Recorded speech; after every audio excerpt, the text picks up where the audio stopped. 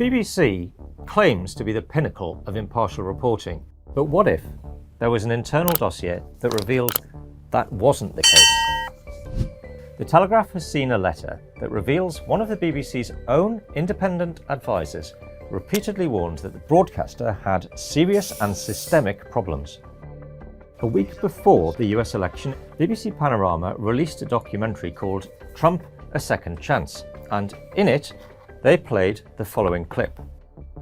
We're going to walk down to the Capitol, and I'll be there with you, and we fight. We fight like hell. But Trump didn't in fact say this at all.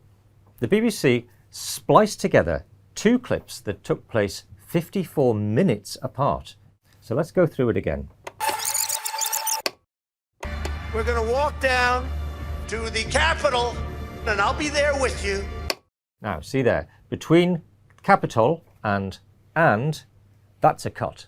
Here's what Trump actually said. We're going to walk down to the Capitol, and we're going to cheer on our brave senators and congressmen and women. It's different. It wasn't until nearly an hour later that he then said the second part of the BBC's version. We're going to walk down to the Capitol, and we fight. We fight like hell. Now, it's true that a lot of people will still feel Trump's claims that in 2021 the election was stolen were entirely inappropriate and unbecoming of a figure in politics. But irrespective of your personal views on Trump, the question remains, how is a national broadcaster funded by taxpayers on the premise that it will provide impartial reporting allowed to splice together content in a way that one of its own advisors said materially misled viewers? And we're not even done yet. The footage Panorama showed of the Proud Boys marching towards the Capitol building, seemingly spurred on by Trump's rousing speech, well, that was actually taken before he'd even addressed the crowd. In fact, the BBC themselves later published a report at odds with Panorama's own timeline. These are the Proud Boys, another right-wing militia, seen a little earlier that morning. Out of your boy! Donald Trump will not appear for another hour or so, but they're already heading towards the Capitol. They even time-stamped the footage to show that the march began at 10:58 a.m., well before Trump's midday speech. The true chronology raises serious questions about the way in which the BBC decided to portray the events of January the 6th.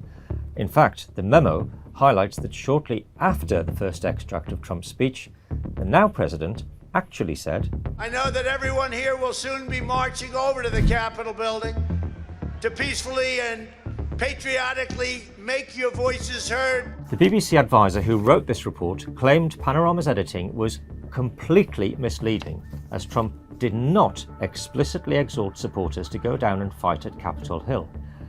They even pointed out that this was a key reason why he didn't face federal charges for incitement to riot. The BBC's Editorial Guidelines and Standards Committee member who wrote this memo raised all of these concerns, among others, with the BBC executive, but they were dismissed, ignored, and even accused of cherry-picking. But this isn't the first time we've seen the BBC criticised for selective editing. Cast your mind back to 2007, and you might remember a documentary trailer that appeared to show Queen Elizabeth II storming off in the middle of a photo shoot. It will look better without the crown. I've heard it will look better, less dressy, because the garter robe is so extraordinary. Dressy? What do you think this is? What I mean is, if you take the crown off, just for a couple frames. Yeah, no. I'm not changing anything. I've done enough dressing like this. Thank you very much. But it was later revealed the clips had been reversed, with the footage showing the late Queen storming off actually being the moment she first entered the room. And those seemingly cantankerous comments made during the photo shoot, well, they were just some well-intentioned sarcasm. Dressing? What do you think this is? The Crowngate scandal, as it was called at the time, resulted in the resignation of Peter Fincham, the BBC One controller. Now, 18 years later, it appears the broadcaster has not learnt its lesson. The letter states, if BBC journalists are to be allowed to edit video in order to make people say things they never actually said, then what value are the corporation's guidelines? Why should the BBC be trusted? And where will this all end? Remember, those aren't my words. They're the words of someone who sat on the Editorial Standards Committee. Should Tim Davie, the now Director General, face the same level of accountability that Peter Fincham did in 2007? Well, that remains for the BBC to decide.